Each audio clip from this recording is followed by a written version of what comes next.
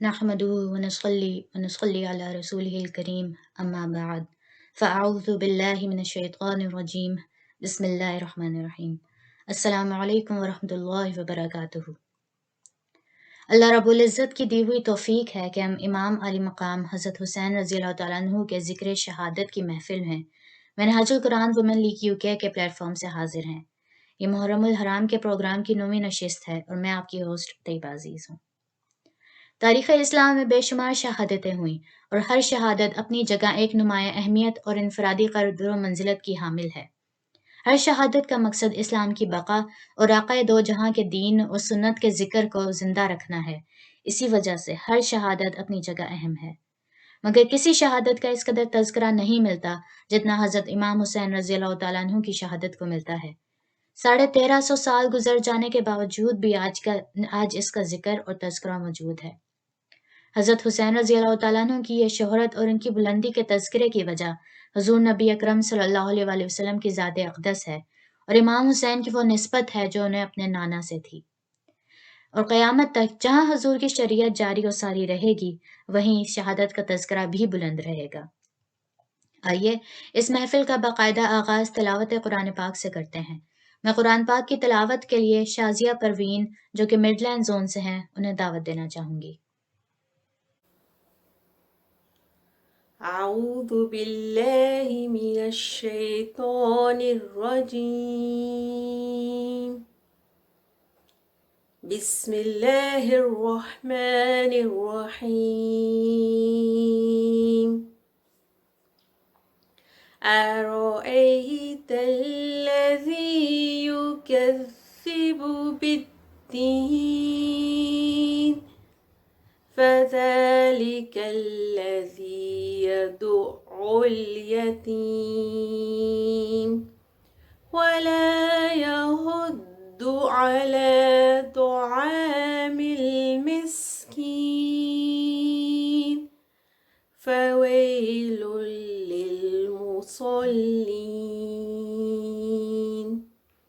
الذين هم عن صلاتهم ساهون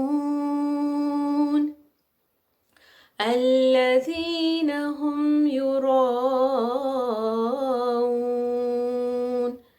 ويمنعون الماعون۔ صدق اللہ العظیم۔ جزاک اللہ خیر۔ حضرت امام حسین کی شہادت کئی اعتبار سے دوسری شہادتوں سے مختلف اور منفرد ہے۔ اس کی انفرادیت کی پہلی وجہ یہ ہے کہ آپ رسول اکرم صلی اللہ علیہ وسلم کے چشم و چراغ تھے، اور ایسے چشم و چراغ جنہوں نے براہ راست حضور کی گود میں پرورش پائی، آپ کے مبارک کندھوں پر سواری کی، آپ کے لعابدین کو اپنی عزا بنایا، اور انہیں حضور اکرم صلی اللہ علیہ وسلم کے بیٹا ہونے کا شرف حاصل ہے۔ حضرت اسامہ بن زید رضی اللہ تعالیٰ عنہ سے روایت کردہ حدیث ہے کہ انہوں نے حضور نبی اکرم صلی اللہ علیہ وسلم کو دیکھا کہ وہ دونوں شہزادوں حسن اور حسین رضی اللہ تعالیٰ عنہ کے لیے بیٹھے ہیں اور فرما رہے ہیں، یہ دونوں میرے اور میری بیٹی کے بیٹے ہیں، اے اللہ میں ان کو محبوب رکھتا ہوں، تو بھی ان کو محبوب رکھ، اور اس کو بھی محبوب رکھ جو ان کو محبوب رکھے۔ قرآن کریم کے فرمان کے مطابق نواسے کو بیٹے کا مقام حاصل ہوتا ہے، جیسے حضرت عیسیٰ علیہ السلام حضرت مریم کی نسبت سے بنی اسرائیل میں شمار کیے جاتے ہیں، اسی طرح حسین کریمین سرور دو عالم کی پیاری بیٹی حضرت فاطمۃ الزہرا کی نسبت سے انہیں فرزندان رسول ہونے کا شرف حاصل ہے۔ آپ صلی اللہ علیہ وسلم نے کبھی حسن اور حسین رضی اللہ تعالیٰ عنہ کو نواسا کہہ کر نہ پکارا، بلکہ ہمیشہ بیٹا کہہ کر ہی پکارتے تھے۔ میں انفرادیت کی دوسری وجہ بیان کرنے لگی ہوں۔ نبی کریم صلی اللہ علیہ وسلم کا فرمان ہے، اور قسم اس ذات کی جس کے ہاتھ میں میری جان ہے، میں چاہتا ہوں کہ اللہ کی راہ میں مارا جاؤں، پھر زندہ کیا جاؤں، پھر مارا جاؤں، پھر زندہ کیا جاؤں، پھر مارا جاؤں، پھر زندہ کیا جاؤں، اور پھر مارا جاؤں۔ اللہ تعالیٰ نے نبی کریم صلی اللہ علیہ وسلم کی اس خواہش کو ان کے نواسے کی شہادت کی صورت میں پورا کیا۔ شہادت امام حسین نبی کریم صلی اللہ علیہ وسلم کی سیرت کا ہی ایک باب ہے۔ شہادت میں جس قدر مظلومیت اور غربت کی حالت ہو، اسی قدر اس کا درجہ بلند ہوتا ہے۔ حضرت امام حسین کی شہادت میں مظلومیت کی ساری کیفیات ان کی شہادت کے ظہور کو نقطۂ کمال تک پہنچانے کے لیے تھیں۔ قرآن کریم میں اللہ نے اپنے بندوں کو آزمانے کی جو جو صورتیں بیان کی ہیں، مثلا وطن سے نکال دیا جانا، پریشانیوں میں مبتلا کیا جانا، اللہ کی راہ میں جان قربان کرنا وغیرہ، سارے طریقے اور سب کی سب آزمائشیں شہادت امام حسین اور موقع کربلا میں مجتمع ہو کر نظر آتی ہیں۔ اگر کوئی ایک بھی آزمائش باقی رہ جاتی تو حضور کے جوہر شہادت کا ظہور نقطۂ کمال پر نہ ہوتا، لہٰذا اللہ نے شہادت امام حسین میں تمام آزمائشوں کو جمع کر دیا۔ لباس ہے پھٹا ہوا، غبار میں اٹا ہوا، تمام جسم نازنی کٹا ہوا چھدا ہوا، بلا کا شہ سوار ہے یہ کون سی وقار ہے کہ ہے ہزاروں قاتلوں کے سامنے ڈٹا ہوا، یہ بالیقین حسین ہے نبی کا نور عین ہے۔ میں نعت اور منقبت کے لیے بے نظیر نسیم صاحبہ کو جو کہ مڈلینڈ زون سے ہیں انہیں بلانا چاہوں گی۔ اللهم صل على سيدنا ومولانا محمد اللهم صل على سيدنا ومولانا محمد وعلى آله وصحبه وبارك وسلم اللهم صل على سيدنا ومولانا محمد دل یاد لئی بنایا تعریف لئی زباں اکھیاں بنائیاں سوہنے دے دیدار واسطے اللہم صل علی سیدنا و مولانا محمد اللہم صل علی سیدنا و مولانا محمد وعلی آلہ وصحبہ وبارک وسلم۔ نبض رکتی ہے میری، سانس چلتا ہی نہیں، نبض رکتی ہے میری، سانس چلتا ہی نہیں، گر نہ ہو ذکر نبی، گر نہ ہو ذکر نبی، دل دھڑکتا ہی نہیں، گر نہ ہو ذکر نبی، دل دھڑکتا ہی نہیں، جانو دل تجھ پہ فدا کہ آزاد تیری بلاد، جانو دل تجھ پہ فدا کہ آزاد تیری بلاد، آسماں اگر نہ سنے دن نکلتا ہی نہیں، آسماں اگر نہ سنے دن نکلتا ہی نہیں، گر نہ ہو ذکر نبی، دل دھڑکتا ہی نہیں، اور جب سے لوٹ آیا ہوں میں دیکھ کر شہر نبی، جب سے لوٹ آیا ہوں میں دیکھ کر شہر نبی، تب سے جنت کے لیے دل مچلتا ہی نہیں، تب سے جنت کے لیے دل مچلتا ہی نہیں، گر نہ ہو ذکر نبی، دل دھڑکتا ہی نہیں، لے کے جو عشق نبی قبر میں اتر گیا، नबी कब्र में उतर गया, जिंदा है जिंदा कभी वो तो मरता ही नहीं, जिंदा है जिंदा कभी वो तो मरता ही नहीं। गर न हो जिक्र नबी दिल धड़कता ही नहीं। और ऐसा तामा है मुझे उनके रहमत ने समीर, ऐसा तामा है मुझे उनके रहमत ने समीर। रेजा रेजा हूँ मगर मैं भी करता ही नहीं, रेजा रेजा हूँ मगर मैं भी करता ही नहीं। नब्ज़ रुकती है मेरी सांस चलता ही नहीं।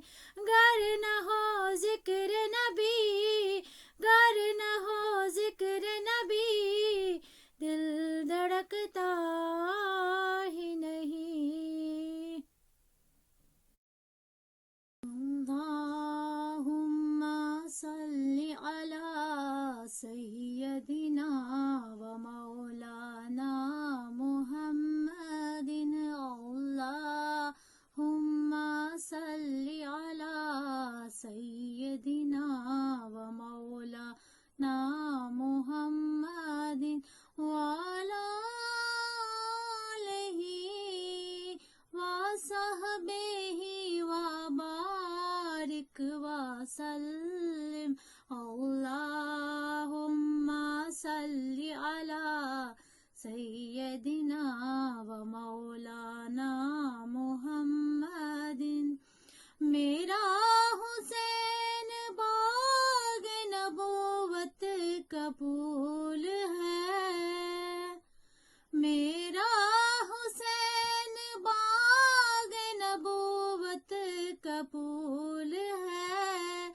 हैदर किस में जान है, खूने रसूल है।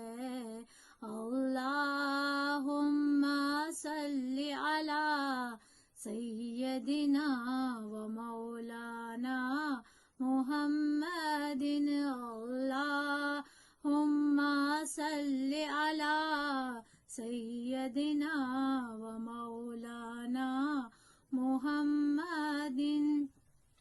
आले नबी का प्यार है ईमान की जिंदगी, आले नबी का प्यार है ईमान की जिंदगी। उनसे नहीं है प्यार तो सब कुछ फजूल है। अल्लाहुम्मा सल्लि अला सय्यदिना व मौलाना मुहम्मदिन, अल्लाहुम्मा सल्लि अला सय्यदिना व मौलाना मुहम्मदिन। दुनिया में और कौन है शाबीर के सिवा, दुनिया में और कौन है शाबीर के सिवा। ऐसा सवार जिसकी सवारी रसूल है, ऐसा सवार जिसकी सवारी रसूल है। अल्लाहुम्मा सल्लि अला सय्यदिना व मौलाना मुहम्मदिन, अल्लाहुम्मा सल्लि अला सय्यदिना व मौलाना मुहम्मदिन। जिसके लिए यजीद ने ستم کیے، جس کے لیے یزید نے اتنے ستم کیے، وہ تاج تو حسین کے قدموں کی دھول ہے۔ اللہم صلی علی سیدنا و مولانا محمد، اللہم صلی علی سیدنا و مولانا محمد، جو جی میں آئی ان کے گھرانے سے مانگ لے،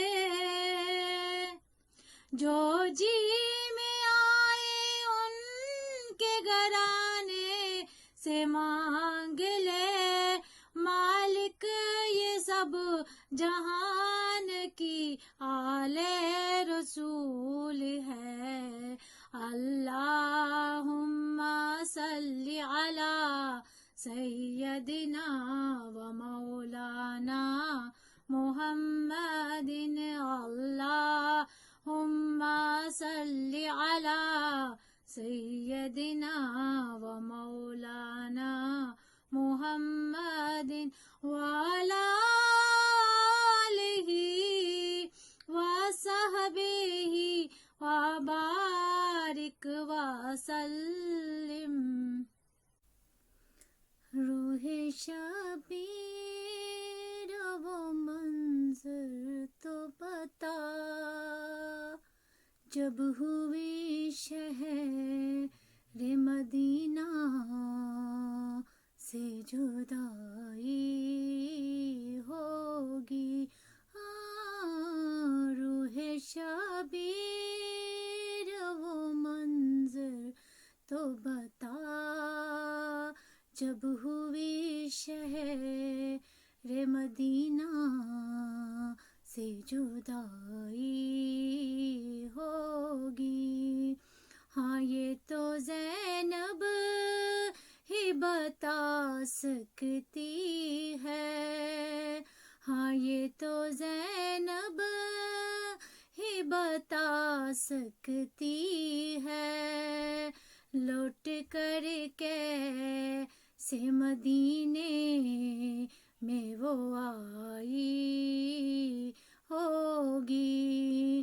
روح شبیر وہ منظر تو بتا، جب ہوئی شہر مدینہ سے جدائی ہوگی۔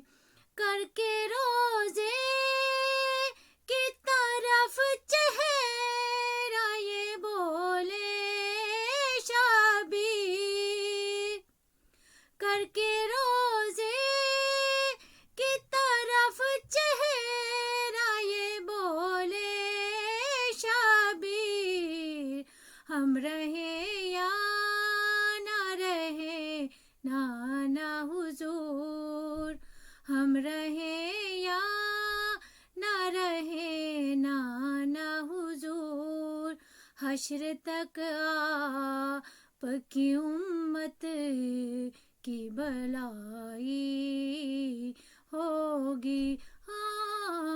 روح شبیر وہ منظر تو بتا، جب ہوئی شہر مدینہ سے جدائی ہوگی۔ لاش اکبر کی اٹھا لائے جو خیموں میں حسین، لاش اکبر کی اٹھا لائے جو خیموں میں حسین، شہر بانوں ہی بتا سکتی ہے، شہر بانوں ہی بتا سکتی ہے، کس غضب کی وہ قیامت تیجو ٹوٹی ہوگی. روح شبیر وہ منظر تو بتا جب ہوئی شہر مدینہ سے جدائی ہوگی. جلتے خیموں میں جلستی ہوئی صغرا معصوم.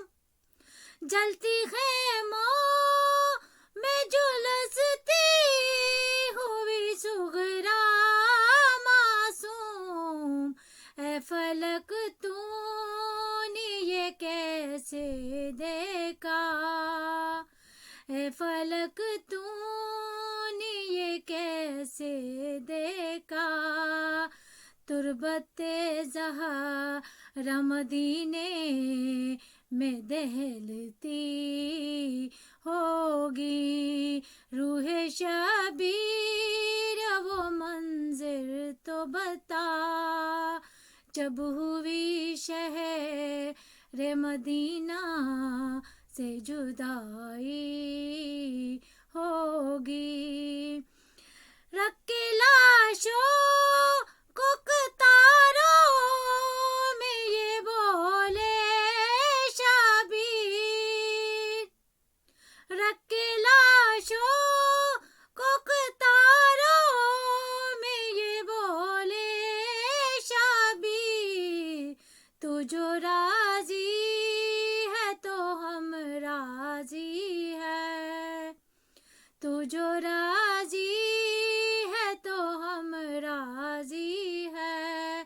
سر تسلیم کہ تیری یہ ہی مرضی ہوگی. روح شبیر وہ منظر تو بتا جب ہوئی شہر مدینہ سے جدائی ہوگی.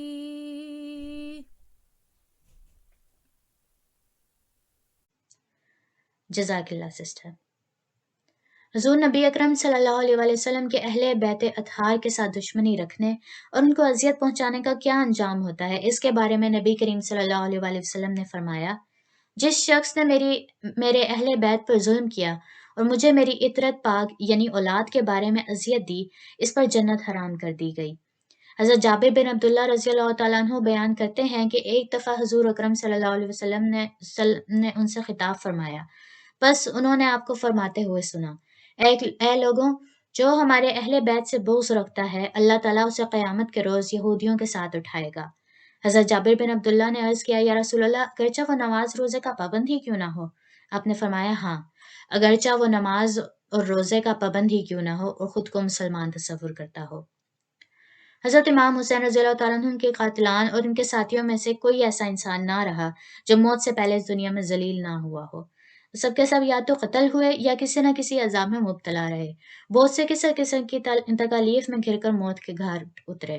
ایسے لوگوں کے آخرت کے عذاب کے بارے میں تو اللہ اور اس کے رسول کو ہی زیادہ علم ہوگا. البتہ ان کے دنیاوی عذاب کے عالم کو دیکھ کر ان کے آخرت کے عذاب کا اندازہ لگایا جا سکتا ہے. جیسے یزید کے انجام کے بارے میں کہا جاتا ہے کہ دمشق کے پرانے قبرستان میں کچھ آگے یزید کی قبر کا نشان ہے. وہاں پر اب شیشہ، کانچ اور لوہا گلانے کی بھٹی لگی ہوئی ہے. لوہے اور کانچ کو جلانے والی بھٹی ٹھیک اسی جگہ لگی ہوئی ہے جہاں اس کی قبر ہے. وہ تخت ہے کس قبر میں، وہ تاج کہاں ہے، اے خاک بتا زور یزید آج کہاں ہے. نہ ہی شمر کا وہ ستم رہا، نہ یزید کی وہ جفا، جو رہا تو نام حسین کا جسے زندہ رکھتی ہے کربلا. میں دعوت دینا چاہوں گی سسٹر فریحہ کاشف کو، جو کہ ٹریجر آف نالج کی ہیڈ ہے، کہ وہ آ کر اس موضوع پر مزید روشنی ڈالیں. نحمده ونصلي ونسلم على رسوله الكريم سيدنا ومولانا محمد رسوله النبي الأمين المكين الحنين الرؤوف الرحيم. أما بعد، فأعوذ بالله من الشيطان الرجيم. بسم الله الرحمن الرحيم.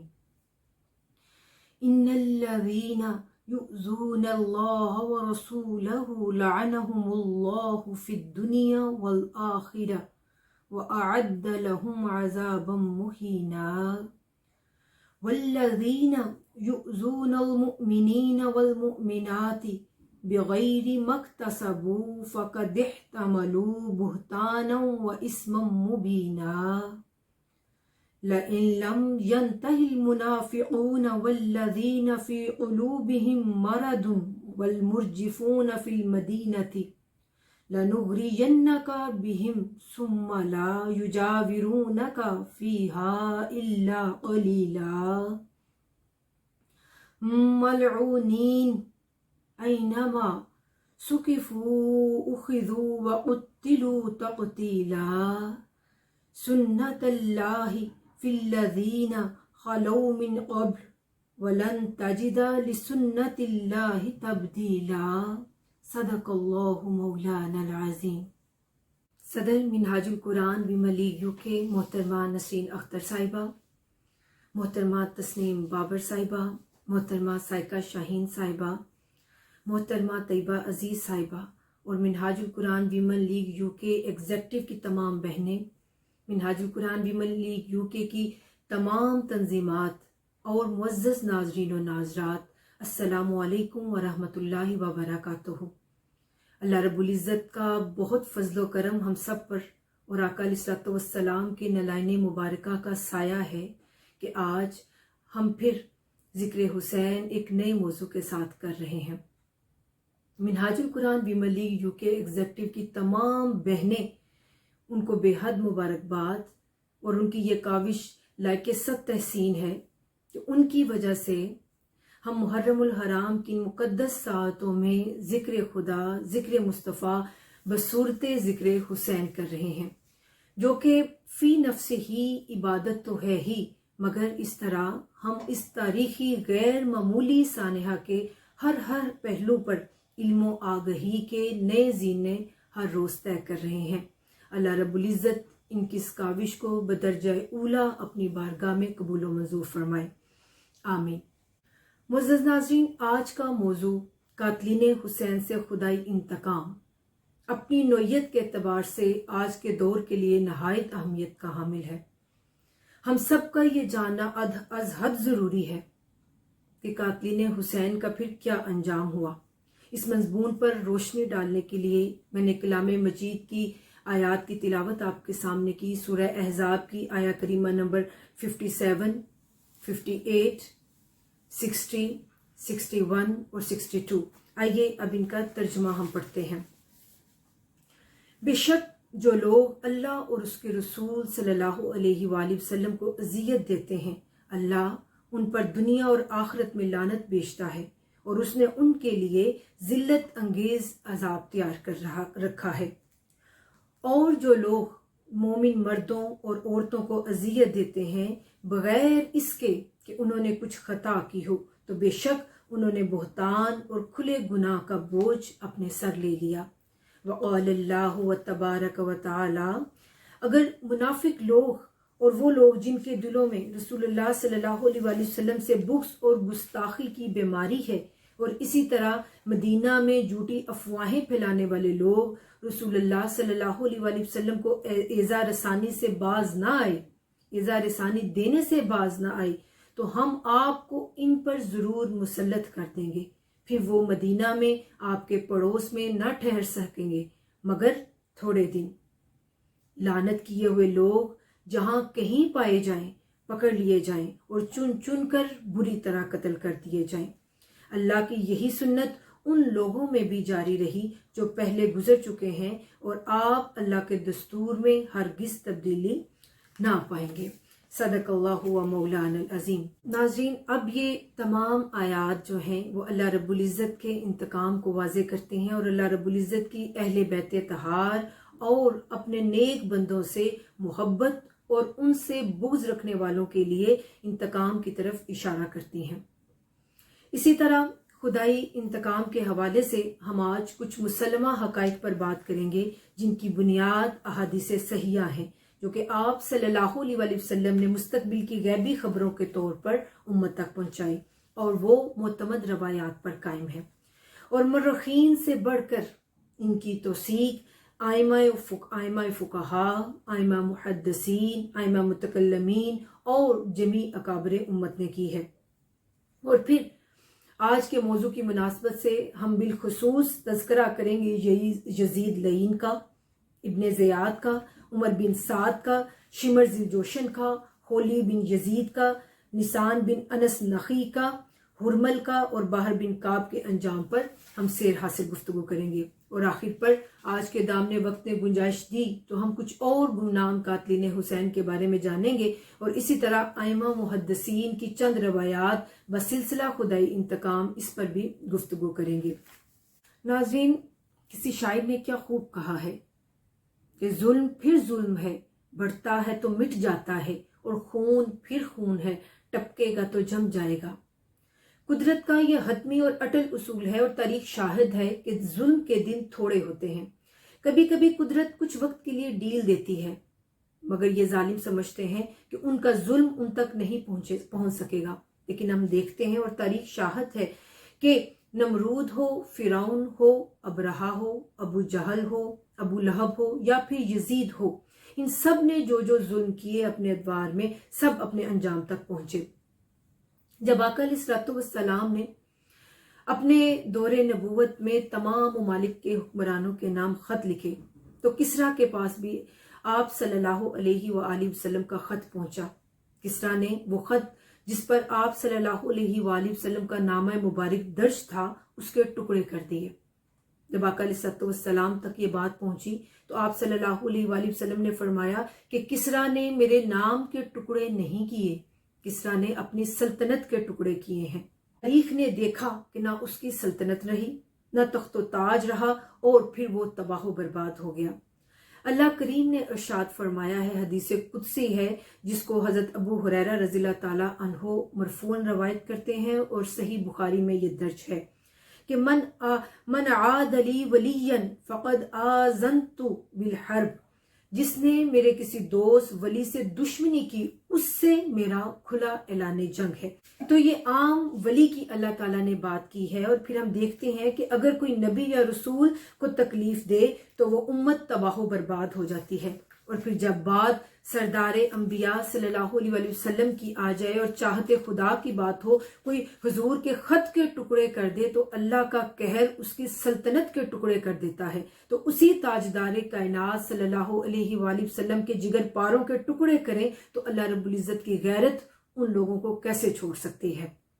قرآن حکیم کی آیت کہ جو اللہ اور اس کے رسول صلی اللہ علیہ وآلہ وسلم کو اذیت دیتے ہیں ان پر اللہ کی لعنت ہے، اس دنیا میں بھی اور آخرت میں بھی، اور ان کے لیے آخرت میں ذلت کا عذاب ہے۔ یہ عذاب پھر کس طرح ہوا کہ جن لوگوں نے اہل بیت اطہار رضوان اللہ علیہم اجمعین کو جس طرح انہوں نے ذبح کیا، جس طرح ان کی شہادت ہوئی، جنہوں نے واقعہ حرہ کے دوران مسجد نبی میں گھوڑے دوڑائے، جنہوں نے کعبۃ اللہ پر تیر برسائے، جنہوں نے 3 روز تک مسجد نبی میں اذان نہیں دینے دی، ان کا پھر کیا حشر ہوا۔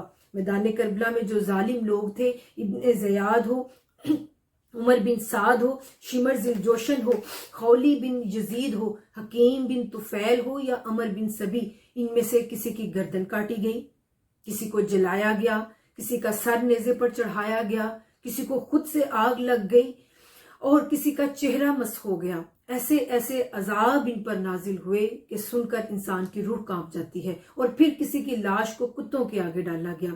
سیدنا عالمین صلی اللہ علیہ وآلہ وسلم کے جو گستاخ ہوتے ہیں یا اہل بیت اطہار کے جو گستاخ ہوتے ہیں ان کا انجام بہت خوفناک ہوتا ہے۔ وہ کعبہ کے پردوں سے بھی لپٹ جائیں پھر بھی اپنے انجام کو پہنچتے ہیں۔ اللہ رب العزت کی غیرت گوارا نہیں کرتی اپنے کسی ولی کی شان میں گستاخی، صحابہ کرام کی شان میں گستاخی، اہل بیت اطہار کی شان میں گستاخی، اور سب سے بڑھ کر محبوب رب العالمین صلی اللہ علیہ وآلہ وسلم وجہ تخلیق کائنات ان کی شان پاک کے خلاف کوئی بات کرے، دنیا کے جس بھی کونے میں جائے وہ بچ نہیں سکتا اور نہ آج تک بچا ہے۔ قال اللہ تبارک تعالی فی الکلام المجید اللہ عزیز ذو انتقام، یعنی اللہ تعالیٰ غالب بھی ہے اور انتقام بھی لیتا ہے۔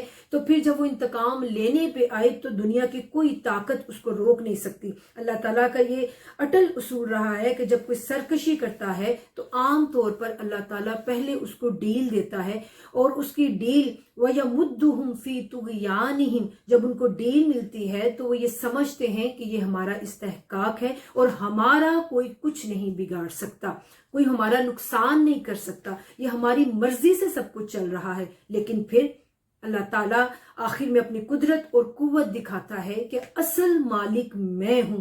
دنیا کے اندر بڑے بڑے فرعین آئے ہیں جنہوں نے اپنے اپنے ادوار کے اندر ظلم و ستم کی داستانیں رقم کی ہیں، مگر جو یزید نے ظلم کر دیا، ایسا ظلم نہ اس سے پہلے ہوا، نہ اس سے پہلے کی کوئی مثال ملتی ہے، اور نہ اس کے بعد آج تک کوئی مثال ملتی ہے۔ اسی لیے اس وقت سے لے کر آج تک اس پر مسلسل لعنت چل رہی ہے۔ ناظرین، ایک اور حدیث مبارکہ کا مطالعہ کرتے ہیں۔ حضرت ابو ہریرہ رضی اللہ تعالی عنہ سے مروی ہے کہ حضور نبی اکرم صلی اللہ علیہ وآلہ وسلم نے فرمایا، جس نے حسن اور حسین سے بغض رکھا، اس نے مجھ سے ہی بغض رکھا۔ اور اس کے بعد ہم دیکھتے ہیں کہ حضرت سلمان فارسی رضی اللہ تعالیٰ عنہ بیان کرتے ہیں کہ میں نے حضور نبی اکرم صلی اللہ علیہ وآلہ وسلم کو فرماتے ہوئے سنا، جس نے حسن و حسین علیہ السلام سے بغض رکھا، اس نے مجھ سے بغض رکھا، اور جس نے مجھ سے بغض رکھا وہ اللہ کے ہاں مبغوض ہو گیا، اور جو اللہ کے ہاں مبغوض ہوا اسے اللہ نے آگ میں داخل فرما دیا۔ اور یہ حدیث حاکم مستدرک میں لائے ہیں، اور یہ متفق علیہ حدیث مبارکہ ہے۔ ایک اور حدیث مبارکہ کا مطالعہ کرتے ہیں۔ یہ حضرت زید بن ارقم رضی اللہ تعالیٰ عنہ سے روایت ہے کہ حضور نبی اکرم صلی اللہ علیہ وآلہ وسلم نے فرمایا، حضرت فاطمہ، حضرت حسن اور حضرت حسین سلام اللہ علیہم سے فرمایا، جو تم سے لڑے گا میں اس سے لڑوں گا، اور جو تم سے صلح کرے گا میں اس سے صلح کروں گا۔ یہ حدیث ابن حبان الصحیح میں لائے ہیں، طبرانی المعجم الاوسط میں لائے ہیں، اور پھر طبرانی ہی المعجم الصغیر میں لائے ہیں۔ ناظرین، قاتلین حسین کا جو انجام ہوا، اس کو بنیادی طور پر ہم دو حصوں میں تقسیم کر سکتے ہیں۔ کچھ انتقام تو خود اللہ رب العزت نے براہ راست لیے اور اپنے ذمہ قدرت پر لیے، مگر کچھ انتقام اللہ تعالیٰ نے عالم اسباب سے لیے۔ دونوں ہی چیزیں اللہ تعالیٰ نے دکھا دی۔ اگر اللہ تعالیٰ صرف عالم اسباب سے انتقام لیتے تو پھر یہ مطلب بھی لیا جا سکتا تھا کہ جو لوگ اقتدار میں ہیں وہ ایسا کر سکتے ہیں، یعنی جس کی لاٹھی اس کی بھینس والی بات ہو جاتی۔ لیکن اللہ تعالیٰ نے انتقام اپنے ذمہ قدرت پر لے کر خود بھی دکھائے لوگوں کو کہ میری تقدیر بھی ہے، بے بہرا نہ ہو جاؤ۔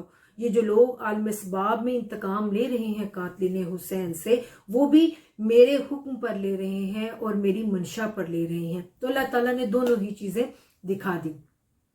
ناظرین، اب اللہ تعالیٰ نے یہ بتایا کہ کبھی میں ابابیل بیچ کر انتقام لیتا ہوں، اور کبھی میں مختار سقفی کے ذریعے بھی انتقام لے سکتا ہوں۔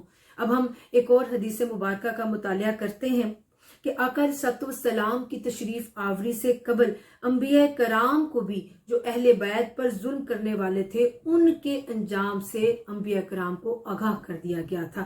بڑی ہی خوبصورت اور بڑی ہی ایمان افروز حدیث مبارکہ ہے۔ امام دیلمی نے اس حدیث مبارکہ کو نقل کیا ہے، مناقب کے اندر امام قرطبی نے اور معاذلی نے اور دیگر ائمہ احادیث نے اس حدیث مبارکہ کو نقل کیا ہے کہ حضرت موسیٰ علیہ السلام نے حصول برکت کے لیے اللہ تعالیٰ سے دعا کی کہ اے اللہ میرے بھائی ہارون پر رحمت فرما دے۔ اگرچہ حضرت ہارون علیہ السلام نبی تھے، مگر رحمت کی طلبگار ہر شخصیت ہوتی ہے، تو اللہ تعالیٰ نے حضرت موسیٰ علیہ السلام سے ارشاد فرمایا، اے موسیٰ اگر آپ یہ دعا کریں نا کہ اللہ تعالیٰ ساری دنیا کی مغفرت کر دے، تو ساری دنیا پر رحمت کر دے، تو میں پوری دنیا پر رحمت کر سکتا ہوں مگر سوائے قاتلین حسین کے۔ اس کا مطلب یہ ہے کہ قاتلین حسین کی مغفرت نہ ہونا اور ان پر سزا اور عذاب کا طاری ہونا اللہ تعالیٰ نے حضرت موسیٰ علیہ السلام پر بھی واضح فرما دیا تھا۔ حضرت عامر بن سعد البجلی رضی اللہ تعالیٰ عنہ کو آقا علیہ السلام خواب میں ان کی زیارت ہوئی، آقا علیہ السلام کی تشریف لائے، اور آپ صلی اللہ علیہ وآلہ وسلم نے حضرت سعد بن بجلی کو فرمایا، برا بن عازب کو میرا سلام کہنا اور اس کو بتانا کہ حسین کے قاتل یقیناً دوزخی ہیں۔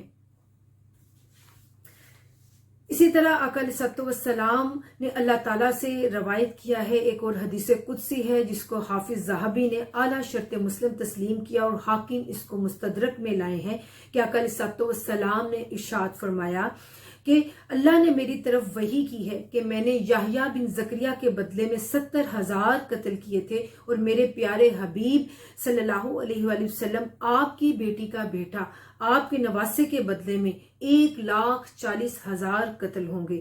حضرت عبداللہ بن عباس حضور صلی اللہ علیہ وآلہ وسلم کے فرسٹ کزن جو ہیں وہ اس حدیث مبارکہ کے راوی ہیں۔ اب کوئی یہ سوال کر سکتا ہے کہ میدان کربلا میں تو 1,40,000 افراد موجود نہیں تھے، تو اللہ رب العزت نے 1,40,000 قتل کروائے، تو میدان کربلا میں تو کوئی کم و بیش 22,000 سے 24,000 تک افراد تھے۔ تو اس کا جواب یہ ہے کہ وہ تمام لوگ جو قتل حسین پر راضی تھے، اللہ تعالیٰ نے ان سب کو بھی قاتلین حسین میں شمار کیا ہے۔ حضرت ابو شیخ نے روایت کیا ہے کہ ایک بوڑھا بیٹھا ہوا تھا، لوگ باتیں کر رہے تھے کہ اللہ تعالیٰ نے کس طرح قاتلین حسین سے بدلہ لیا، کہ اللہ تعالیٰ نے کسی کو بھی نہیں چھوڑا۔ اس نے کہا کہ مجھے تو کچھ نہیں ہوا اور میری اتنی عمر ہو گئی ہے۔ اب یہ الفاظ کہنے کی دیر تھی کہ وہ اٹھا اور اپنا چراغ ٹھیک کرنے لگا، اپنے ہی چراغ سے اس کو آگ لگ گئی۔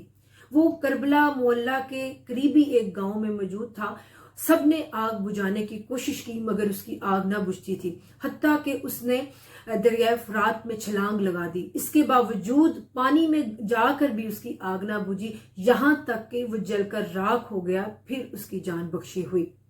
اب آسمان کا رونا اور اللہ تعالیٰ کا اگر ہم غضب دیکھیں کہ جو قاتلین حسین پر ہوا، اور میدان کربلا میں جب یہ واقعہ ہو رہا تھا تو اس حوالے سے حضرت ام سلمہ رضی اللہ تعالیٰ عنہا روایت کرتی ہیں، اور ان کے علاوہ بھی بہت ساری روایات میں یہ آتا ہے کہ اس وقت آسمان سیاہ ہو گیا۔ اللہ رب العزت کی ناراضگی تو دیکھیں کہ پہلے سیاہ ہو گیا، اتنا سیاہ ہوا کہ دن میں تارے نظر آنے لگے، یہ آسمان کا رونا تھا۔ قرآن مجید نے ایک جگہ ارشاد فرمایا ہے کہ جب یہ فرعون وغیرہ مر گئے، سورہ دخان میں ہے کہ پھر نہ تو ان پر آسمان رویا نہ زمین، اور نہ ان کو مہلت ملی۔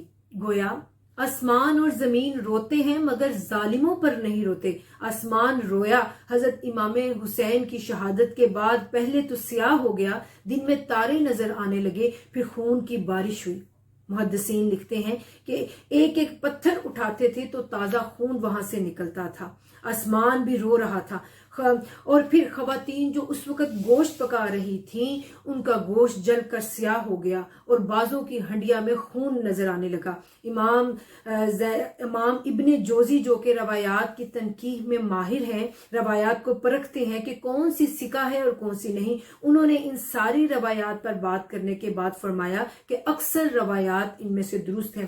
وجہ یہ ہے کہ جب کسی انسان کو غصہ آتا ہے تو اس کا چہرہ غصے سے سرخ ہو جاتا ہے، تو رب ذوالجلال انسانی عوارض سے پاک ہے۔ اللہ رب العزت نے اپنے غصے کا اظہار آسمان کی سرخی سے کیا کہ یہ جلال ربی ہے، کیونکہ یہ فقط کوئی قتل مومن نہیں تھا، کوئی قتل صالح نہیں تھا، یہ براہ راست آقا علیہ الصلوۃ والسلام کو اذیت تھی۔ امام حسین کی شہادت رسول اللہ صلی اللہ علیہ وآلہ وسلم کے دل پر تیر چلانے والی بات تھی، اور امت نے یہ ظلم کر دیا۔ بدبخت تھے وہ لوگ، کیونکہ اس وقت آقا علیہ الصلوۃ والسلام خود میدان کربلا میں موجود تھے۔ ایک اور حدیث مبارکہ شرف المصطفیٰ اور دیگر کتب میں درج ہے کہ آپ صلی اللہ علیہ وآلہ وسلم نے فرمایا، جو قاتل حسین ہے اس کو ایسے تابوت میں رکھا جائے گا جو آگ کا بنا ہوا ہوگا، اور پھر اس کو آگ کی زنجیریں پہنائی جائیں گی، اور آگ کی زنجیریں اس کے گلے میں ڈالی جائیں گی، اور وہ جہنم کے سب سے نچلے درجہ میں رکھا جائے گا۔ اور حدیث مبارکہ کا اگلا حصہ یہ ہے کہ پوری دنیا کو جو عذاب دیا جائے گا اس کا نصف قاتلین حسین کو دیا جائے گا۔ ناظرین، اب ہم ایک ایک کر کے تمام قاتلین حسین پر گفتگو کرتے ہیں، اور آغاز کرتے ہیں یزید سے کہ وہ یزید جس کے اعوان و انصار نے نہ صرف نواسہ رسول کو شہید کیا بلکہ پوری اطرت رسول کو شہید کیا، ان کے مقدس لاشوں پر گھوڑے دوڑائے، ان کے سر کاٹ کر نیزوں پر چڑھائے، کوفے کے بازاروں میں انہیں گھمایا، اور سیدہ زینب سلام اللہ علیہا اور سیدنا امام زین العابدین علیہ السلام سمیت پورے قافلہ اہل بیت کو قیدی بنایا، انہیں زنجیروں میں جکڑا، ان کی گردنوں میں توق پہنائے، بیڑیاں پہنائیں، اور انہیں قیدیوں کی طرح قافلہ بنا کر کوفہ سے لے کر دمشق تک چلایا گیا، اور پوری دنیا کو دکھایا گیا کہ یہ ہے مسلمانوں کے نبی اور رسول کی اطرت، یہ سر ہے اس حسین کا جس نے نبی کے کندھوں پر سواری کی ہے، یہ سر ہے رسول پاک کے ان شہزادوں کے، ان اہل بیت کے کہ جن کی حقوق کی پاسداری کا اللہ کے رسول نے حکم دیا تھا، اور ان کے حق حرمت کو اللہ تعالیٰ نے قرآن کے حق کے ساتھ جوڑا تھا، اور یہ فرمایا کہ قیامت کے دن حوض کوثر پر بھی قرآن اور میری اطرت ہوں گے، یہ ہے وہ اطرت رسول، اور یہ ہے وہ تخت دمشق، یہ ہے وہ یزید کی قوت، یہ ہے وہ ظالم جابر حکمران جس کی اطرت رسول نے بغاوت کی ہے اور سرکشی کی ہے، اور بغاوت کرنے والوں کا یہ حشر ہوتا ہے۔ یہ میسج دیا اس نے امت کو کہ تمام لوگ جان جائے اور آئندہ یہ فیصلہ کریں کہ آئندہ وہ حق کا ساتھ دینا چاہتے ہیں یا طاقت کا، وہ عدل کا ساتھ دینا چاہتے ہیں یا قوت کا۔ یزید نام ہے کہ طاقت ہی حق ہے، اور حسین نام ہے حق ہی طاقت ہے۔ ناظرین، تو اس یزید کا دنیا میں کیا حشر ہوا کہ جب وہ خانہ کعبہ پر منجیقوں کے ذریعے پتھر پھینکوا رہا تھا، اس دوران اس کی موت واقع ہوئی، اور اس کی موت 3 طریقوں سے واقع ہوئی، اور اس کا انجام نہایت دردناک ہوا۔ ہم دیکھتے ہیں کہ یزید کی موت کے بارے میں 3 روایات ملتی ہیں، اور جن تینوں روایات میں آپس میں تطبیق ہے وہ اکٹھی نظر آتی ہیں۔ سب سے پہلے تو حمص کے اندر اس کی موت کا واقعہ ملتا ہے، اور اس کے ساتھ ساتھ یہ کہ اس نے ایک بندر رکھا ہوا تھا جس کے ساتھ یہ کھیلتا تھا اور جس کو یہ نچواتا تھا، اس بندر نے اس کو کاٹ لیا اور اس کا زہر اس کے اندر سرایت کر گیا، اور یہ وجہ بھی اس کی موت کا سبب بنی۔ اس کے بعد ہم دیکھتے ہیں کہ یہ غیر مسلم خاتون پر فریفتہ تھا، اس کے گانے پسند کرتا تھا، اس کا رقص پسند کرتا تھا، لیکن وہ عورت اس سے بے حد نفرت کیا کرتی تھی۔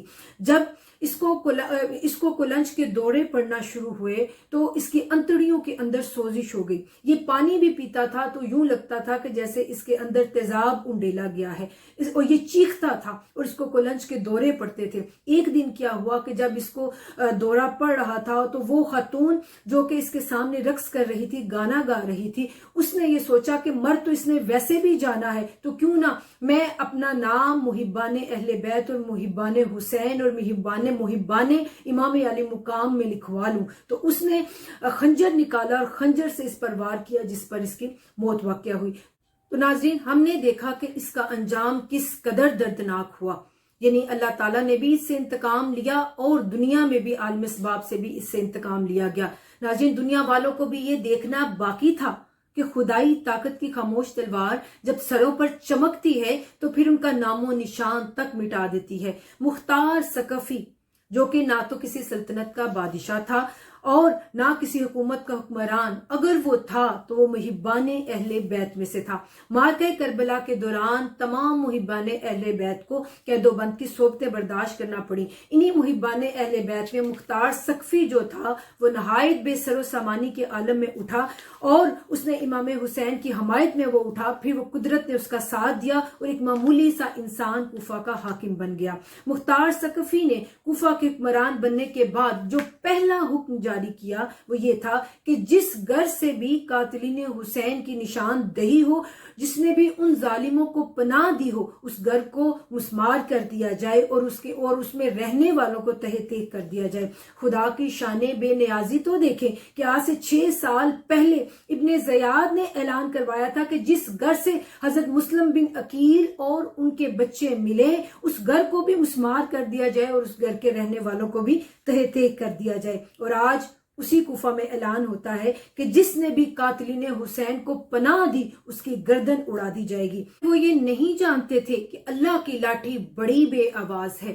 اب ہم آگے چل کر اگر دیکھتے ہیں تو ابن زیاد کا کیا حشر ہوا کہ جب امام علی مقام علیہ السلام شہید ہوئے تو وہ امیر تھا کوفہ کا، جو کہ براہ راست آپ شریک تھا آپ کو شہید کرنے میں۔ عبید اللہ بن زیاد اس کو یزید کا حکم تھا، اور پھر جو آقا علیہ السلام کا فرمان تھا کہ 1,40,000 تن شہادت حسین کے بدلے میں لیے جائیں گے، حدیث صحیح ہے۔ اس عبید اللہ بن زیاد سے کیسے بدلہ لیا گیا؟ جامع ترمذی میں امام ترمذی فرماتے ہیں کہ ھذا حدیث صحیح، ایک طریق سے یہ حدیث حسن ہے اور ایک طریق سے صحیح ہے۔ آمش روایت کرتے ہیں عمارہ بن عمیر سے کہ پھر وہ مختار بن ابی عبیدہ اٹھا جس نے 1,40,000 تن قتل کیے۔ مختار بن عبیدہ ثقفی جو تھا اس نے عبید اللہ بن ابی زیاد کے خلاف ابراہیم بن الاشتر نخعی کو بھیجا کہ جا کر عبید اللہ بن ابن زیاد کے خلاف جنگ کرو۔ اس نے جنگ کی اور اس کا سر کاٹ کر لایا۔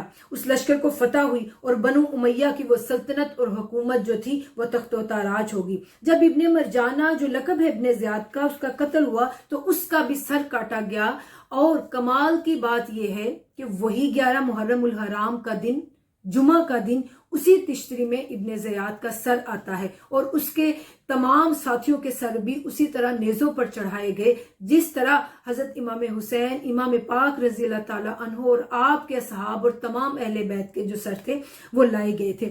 مختار ثقفی کے پاس لائے گئے اور وہ مسجد میں بیٹھا ہے اور تمام سروں کا ایک ڈھیر لگا دیا جاتا ہے۔ اب جب یزید کے پاس امام پاک اور تمام اصحاب اور اہل بیت اطہار رضوان اللہ علیہم اجمعین کے سر لائے جاتے ہیں تو وہ بھی مسجد میں بیٹھا ہوا تھا، اور بعد میں وہ عموی مسجد بن گئی۔ تو جب یزید اور اس کے ساتھیوں کے سر ان کے ڈھیر لگائے جاتے ہیں تو مختار ثقفی بھی ایک مسجد میں بیٹھا ہوتا ہے اور اس کے سامنے یہ سارے سر لائے جاتے ہیں۔ اب حدیث کے الفاظ ہیں کہ ایک دم سے ایک شور مچتا ہے کہ وہ آ گیا، وہ آ گیا۔ لوگوں نے دیکھا کہ کون آ گیا، تو دیکھتے ہیں کہ کیا آیا کہ ایک بہت بڑا سانپ تھا اور موٹا سانپ تھا، وہ آ گیا۔ وہ سارے سروں کو سونگھ رہا تھا، ایک ایک سر کی طرف جاتا تھا، تلاش کرتا تھا عبداللہ بن ابن زیاد کا سر۔ اب وہ جب عبداللہ بن ابن زیاد کے سر کے پاس پہنچا تو اس کو تلاش کر کے اس کے نتنوں میں گھس گیا۔ آپ اندازہ کریں حدیث مبارکہ کے الفاظ، اور گھس کے کچھ دیر اندر رہا پھر وہ باہر نکل گیا۔ اب حدیث کا ترجمہ بعضوں نے یہ بھی کیا ہے کہ وہ سانپ اس کے منہ میں داخل ہوا اور اس کے نتنوں سے نکلا، اور بعض نے یہ ترجمہ کیا ہے کہ وہ اس کے نتنوں سے داخل ہوا اور منہ سے نکلا، اور اس نے یہ عمل ایک بار نہیں، 2 بار نہیں، 3 دفعہ دہرایا۔ پھر وہ غائب ہو گیا، پھر پلٹ کر آیا اور پھر اس نے یہی عمل کیا، اور اس کو علامہ بدر الدین عینی نے بھی روایت کیا ہے۔ اس کو بھی پہچان ہو گئی تھی کہ ملعون ابن زیاد کون ہے۔ وہ لعین بدبخت ابن زیاد جب امام پاک امام حسین رضی اللہ تعالیٰ عنہ کا سر اس کے پاس بھیجا گیا کوفہ میں، تو اس نے لب مبارک پر چھڑی ماری تھی اور کہا تھا کہ ایسا چہرہ میں نے پہلے کبھی نہیں دیکھا۔ وہ چھڑی مارتا تھا۔ اس وقت اس بدبخت کے پاس حضرت انس بن مالک رضی اللہ تعالیٰ عنہ تھے۔ وہ جوش میں آ کر کھڑے ہو گئے کہ بدبخت، جس چہرے پر تم چھڑی مار رہے ہو یہ رسول اللہ صلی اللہ علیہ وآلہ وسلم کے چہرے کی شبیہ ہے۔ اگر آقا کو دیکھنا چاہتے ہو تو امام حسین کو دیکھ لو۔ میں نے آج تک اپنی زندگی میں آقا علیہ السلام سے مشابہ کسی اور کا چہرہ نہیں دیکھا سوائے حضرت امام حسین کے۔ تو پھر اس کا سر ابن زیاد کا مختار ثقفی نے حضرت عبداللہ بن زبیر جو کہ مکہ معظمہ میں تھے ان کو بھیج دیا ابراہیم بن اشتر کے ہاتھ۔ حضرت عبداللہ بن زبیر نے وہ سر جو ہے مدینہ منورہ میں حضرت امام زین العابدین کے پاس بھیج دیا۔ جب آپ کے پاس اس کا سر گیا تو آپ نے پہنچا کہ ہم اس کے ساتھ کچھ نہیں کرتے، ہمارے ساتھ جو اس نے کیا ہم اس پر خاموش ہیں۔ ایک اور روایت میں آتا ہے کہ اس کا جو سر تھا حضرت محمد بن حنفیہ کے پاس بھیج دیا جو کہ مولا علی شیر خدا کے صاحبزادے تھے۔ تو ایک روایت میں ہے کہ محمد بن حنفیہ کے پاس بھیجا، ایک روایت میں ہے حضرت عبداللہ بن زبیر کے پاس بھیجا، اور انہوں نے امام زین العابدین کے پاس بھیجا۔ یعنی سر اس بدبخت کا سر گمایا گیا۔ پھر بہر صورت دونوں افراد نے یہی کہا کہ ہمیں کچھ غرض نہیں ہے اس کے بدبخت کے سر سے، واپس اس کا سر مکہ معظمہ لایا گیا اور وہاں مکہ معظمہ میں لا کر اس کا سر نصب کر دیا گیا. لوگوں نے اس پر پتھر پھینکے اور پھر بالآخر ابراہیم بن الاشتر نخعی نے اس کے سر کو اور اس کے جسم کو آگ لگا دی اور اس طرح یہ واصل جہنم ہو گیا.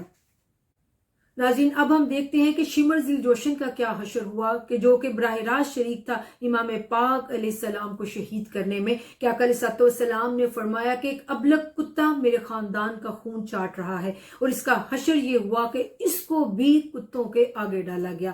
محدثین جب اس کا ذکر کرتے ہیں تو فرماتے ہیں کہ یہ وہ کتا ہے جس کا ذکر 50 سال پہلے آقا علیہ السلام نے فرما دیا تھا. امام علی مقام کی سواری جو تھی، شمر نے اس کو ذبح کیا اور اس کا گوشت تقسیم کیا، اور جس نے اس سواری کا گوشت کھایا جانتے بوجھتے ہوئے کہ یہ امام پاک کی سواری کا گوشت ہے، اللہ تعالیٰ نے ان سب کو بھی اپنے انجام تک پہنچایا. اور مختار ثقفی نے جس طرح اس کو شمر کو قتل کر کے، حالانکہ وہ معافیا مانگ رہا تھا، پھر بھی اس کو قتل کر کے کتوں کے آگے ڈالا اس کی لاش کو، اسی طرح مختار ثقفی نے ان تمام لوگوں کو تہہ کیا جنہوں نے امام پاک کی سواری کا گوشت کھایا تھا. اب خولی جو کہ آپ کا مقدس سر لے کر گیا تھا اپنے گھر میں، تو جب وہ اپنے گھر میں امام پاک کا مقدس سر لے کر گیا تو اس کی بیوی نے کہا کہ دروازہ کھولا اور کہا کہ تم کیا لے کر آئے ہو؟ اس نے کہا میں تحفے میں تمہارے لیے حسین کا سر لایا ہوں. تو وہ جلال میں آ گئی. اس نے کہا بدبخت لوگ سفر سے آتے ہیں تو بیویوں کے لیے تحائف لے کر آتے ہیں، اور تمہاری اتنی بدبختی کہ تم اہل بیت طہار اور آقا علیہ السلام کے نواسے کا سر لے آئے ہو. پھر وہ ساری رات عبادت کرتی رہی امام حسین کے سر کے پاس بیٹھ کر، اور اس نے ایسا کیا کہ وہ اسے اتنی نفرت کرنے لگی کہ تمام عمر جو ہے جب تک وہ زندہ رہا خولی اسے شاباش نہ ہوئی اور اسے علیحدگی اختیار کر لی، اور اس نے پھر ایک اور شادی کی. اب یہ خولی کا کیا انجام ہوا کہ جب مختار ثقفی نے فوجیں بھیجی اس کے گھر پر اٹیک کرنے کے لیے، تو یہ چھپ گیا، ایک ٹوکرے کے نیچے چھپ گیا، مرغیوں والے ٹوکرے کے نیچے. تو دروازہ کا ناک ہوا، انہوں نے دروازہ کھولا ان کی بیگم نے، تو انہوں نے پوچھا فوجیوں نے کہ کہاں ہے خولی؟ تو اس نے منہ سے کہا کہ معلوم نہیں، اور ہاتھ سے اشارہ کر دیا کہ وہاں ہے، اور پھر وہاں سے نکال کر ابو عمرہ نے اس کو وہاں سے نکالا اور اس کو قتل کر دیا اور بہت بری موت مرا. امام واقدی لکھتے ہیں کہ ایک شخص جو کہ یزیدی لشکر میں سے تھا، اس نے نہ کوئی تیر چلایا، نہ اس نے کوئی تلوار کا وار کیا، کچھ بھی نہیں کیا، لیکن وہ اور اس کے رفقا چونکہ یزیدی لشکر میں شامل تھے، رات خواب میں آقا علیہ السلام آئے. وہ کیا دیکھتا ہے کہ اس کے دیگر ساتھیوں کے سر کٹے ہوئے پڑے ہیں ایک چمڑے کے کپڑے پر، اور پھر وہاں وہ بھی موجود ہے. تو آقا علیہ السلام کے سامنے خون پڑا ہے، اور آقا علیہ السلام خون کے اندر سلائی ڈبو کر میری آنکھوں میں لگاتے ہیں جس سے میری بینائی زائل ہو جاتی ہے. جب وہ اپنے خواب سے بیدار ہوا تو وہ کیا دیکھتا ہے کہ اس کی بینائی زائل ہو چکی تھی. اب ہم سنان بن انس نخعی جس نے امام علی مقام کی انگوٹھی اتارنا چاہی تھی اور نہ اتر سکی، اس نے انگلی کاٹی، پھر مختار ثقفی نے اس کی ساری انگلیاں کاٹی، اور پھر اس کے ہاتھ کاٹے، پھر اس کے پاؤں کٹوائے، اور پھر اس کو کھلا چھوڑ دیا، اس کو قتل نہیں کیا. کیسی دردناک اذیت تھی، اور اسی اذیت میں وہ واصل جہنم ہو گیا. حرمل جو تھا جس نے امام علی اصغر کے حلق میں تیر چلایا تھا، اس کو بھی ایسے ہی کیا گیا کہ اس پر تیروں کی بارش کی گئی اور آخری تیر اس کے گلے پر رکھ کر چلایا گیا. ایک اور شخص جس کا ہم ذکر کرتے ہیں کہ وہ کعبۃ اللہ کا طواف کر رہا تھا، وہ یہ کہہ رہا تھا کہ یا اللہ مجھے بخش دے، اگرچہ مجھے یقین ہے کہ تو مجھے بخشے گا نہیں. اور اس نے چہرے پر نقاب ڈالا ہوا تھا. لوگوں نے کہا کہ طواف کرتے ہوئے تو سب اپنا چہرہ کھلا رکھتے ہیں، تو تم نے اپنا چہرہ چھپایا کیوں ہے؟ اور اس نے کہا میری مجبوری ہے. پھر لوگوں نے پوچھا یہ دعا کیوں کر رہے ہو؟ اس نے کہا میں ان لوگوں میں سے ہوں جو امام حسین کا سر مبارک لے کر جاتے تھے. 70 لوگ ہم متعین تھے. ہوا یوں کہ ایک دفعہ رات کو ہم وہاں پر رکے تھے، باقی میرے تمام ساتھی سو گئے اور میں جاگ رہا تھا. اس وقت میں نے جاگتی آنکھوں سے دیکھا کہ کہ آسمان کا دروازہ کھلا ہے، فرشتے آ گئے، پھر انبیاء کرام علیہم السلام تشریف لائے، سیدنا ابراہیم، سیدنا نوح، حضرت موسیٰ، حضرت عیسیٰ سب آئے، اور بعد میں سرکار دو عالم صلی اللہ علیہ وآلہ وسلم کی تشریف آوری ہوئی۔ تو سر مقدس علیہ السلام یعنی امام حسین کے سر نے آقا علیہ السلام کا استقبال کیا، تو اس وقت حضور نے دیکھا تو آپ کی چشمان مقدسہ سے آنسو رواں ہو گئے۔ تب آپ نے ان سب کی طرف اشارہ کیا جو سوئے ہوئے تھے، وہ وہیں سب مر گئے، اور نشان عبرت کے طور پر میرا منہ اتنا سیاہ ہو گیا ہے کہ اب دکھانے کے قابل نہیں رہا۔ جب اس نے یہ اقرار کیا بیت اللہ میں کھڑے ہو کر، تو لوگوں نے اس سے کہا کہ نکلو یہاں سے، تم تو پہلے ہی معذب ہو، عذاب یافتہ ہو، تمہاری نحوست کی وجہ سے کہیں ہم پر نہ عذاب آ جائے۔ پھر وہ بیت اللہ سے جو ہی نکلا، اس پر آسمانی بجلی گری اور وہ واصل جہنم ہو گیا۔ حضرت ام سلمہ رضی اللہ تعالی عنہا روایت کرتی ہیں کہ شہادت امام حسین جب ہو رہی تھی کربلا کے میدان میں، تو میں نے غیب سے ایک آواز سنی کہ اے لوگو، جنہوں نے اپنی جہالت کے سبب نواسۂ رسول کو شہید کر دیا، تمہیں عذاب اور ذلت کی بشارت ہو، تم پر لعنت حضرت داؤد علیہ السلام کی زبان پر بھی ہے، حضرت سلیمان علیہ السلام کی زبان پر بھی ہے، حضرت موسیٰ علیہ السلام کی زبان پر بھی ہے، اور حامل انجیل کی زبان پر بھی تم پر لعنت ہے۔ ایک اور روایت ہے، حضرت منذر الثوری بیان کرتے ہیں کہ معاملہ یہ ہوا کہ ایک شخص آیا ہمارے پاس اور اس نے لوگوں سے کہا کہ تمہیں بشارت ہو، حسین قتل ہو گئے، تمہیں خوشخبری ہو، حسین قتل ہو گئے۔ تھوڑی دیر گزری کہ ہم نے دیکھا کہ وہ شخص نابینا ہو چکا ہے، یعنی ساتھ ہی قدرت کا انتقام شروع ہو گیا ہے، اور پھر آقا علیہ السلام خود بھی انتقام لے رہے ہیں۔ ایک اور سپاہی تھا، اس کو حضرت امام حسین کا سر انور دیا گیا تو اس نے اپنے گھوڑے کے ساتھ لٹکار لیا۔ یہ بڑا خوبصورت آدمی تھا، کوفہ کا، بہت حسین و جمیل تھا، لیکن دن بدن اس کی شکل جو تھی وہ سور جیسی ہو گئی، بدصورت ہو گئی۔ تو لوگوں نے اس سے پوچھا کہ تمہارے ساتھ ایسا کیا معاملہ ہوا کہ تم اتنے حسین تھے مگر اب حسین نہیں رہے اور بہت بدصورت ہو گئے ہو؟ تو اس نے کہا کہ رات کو جاگتے ہوئے، سوتے ہوئے نہیں، جاگتے ہوئے دو آدمی آتے ہیں، مجھے پکڑ کر لے جاتے ہیں، ایک جگہ آگ جل رہی ہوتی ہے، مجھے اس میں وہ الٹا لٹکا دیتے ہیں اور اس آگ کے دھواں سے میرا چہرہ سیاہ ہو جاتا ہے، پھر وہ لا کر مجھے گھر چھوڑ جاتے ہیں۔ پھر بہر بن کعب جس نے لباس اتارا تھا امام حسین کا، تو وہ سردیوں میں اس کے جسم سے پیپ نکلتی تھی اور گرمیوں میں وہ سوکھ کر لکڑ بن جاتا تھا، اور اسی طرح وہ اسی تکلیف دہ حالت میں مر گیا۔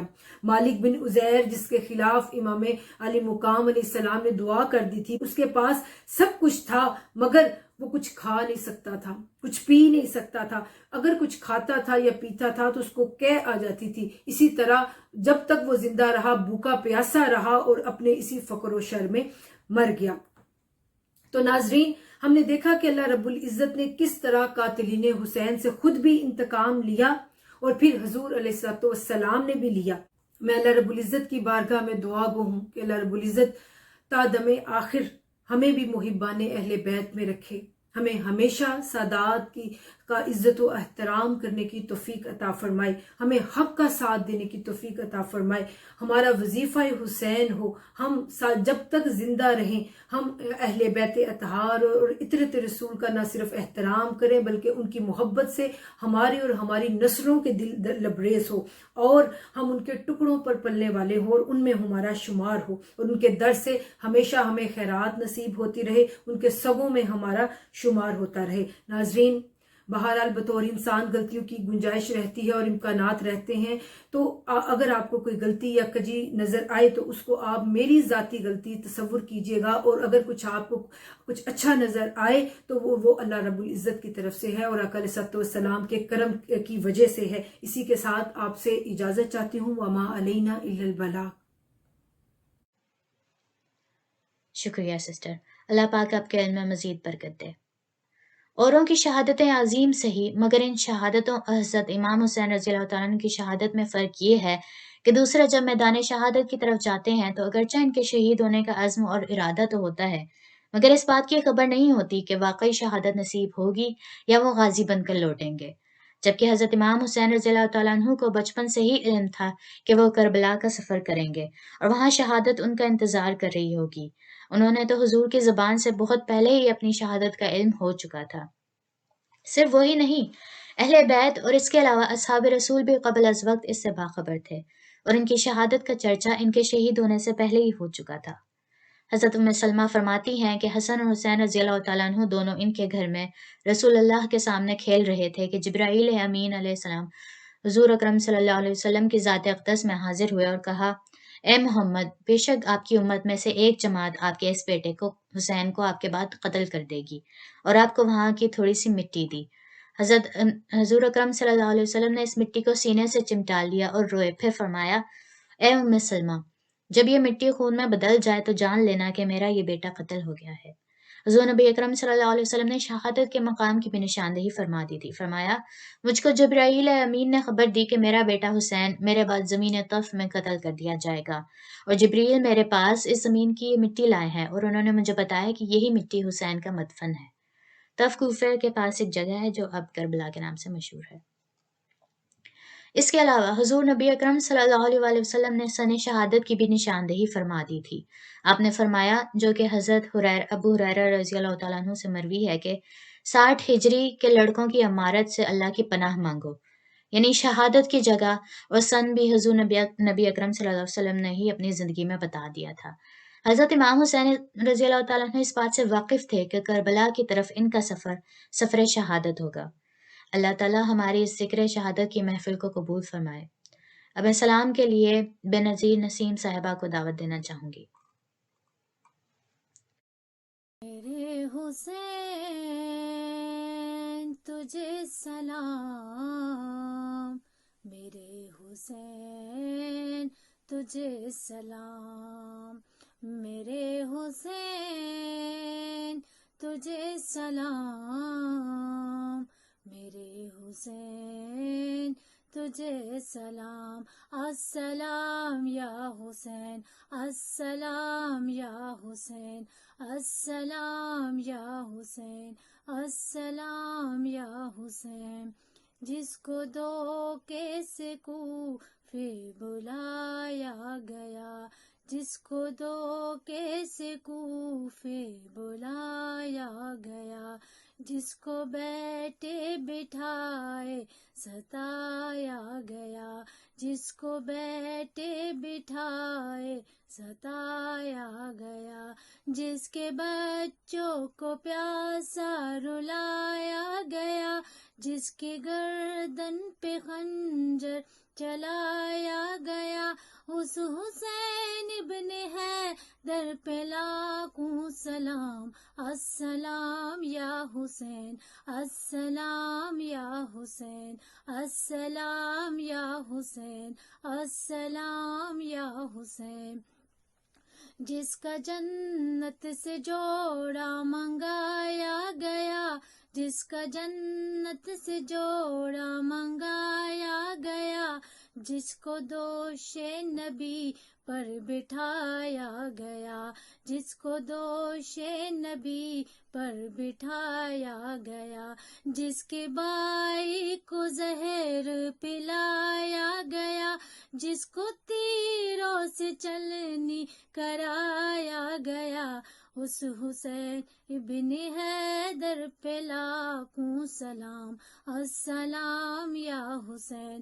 السلام یا حسین، میرے حسین تجھے سلام، میرے حسین تجھے سلام، السلام یا حسین، السلام یا حسین، جس نے حق کربلا میں عطا کر دیا، جس نے حق کربلا میں ادا کر دیا، اپنے نانا کا دا وفا کر دیا، اپنے نانا کا وعدہ وفا کر دیا، سب کچھ امت کی خاطر فدا کر دیا، گھر کا گرد سپرد خدا کر دیا، اس حسین ابن حیدر پہ لاکھوں سلام، السلام یا حسین، السلام یا حسین،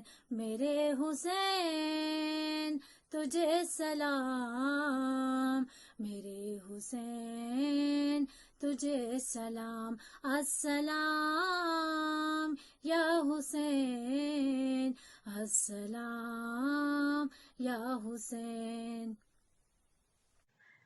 ماشاءاللہ، بہت ہی خوبصورت انداز میں سلام پیش کیا گیا ہے، شکریہ۔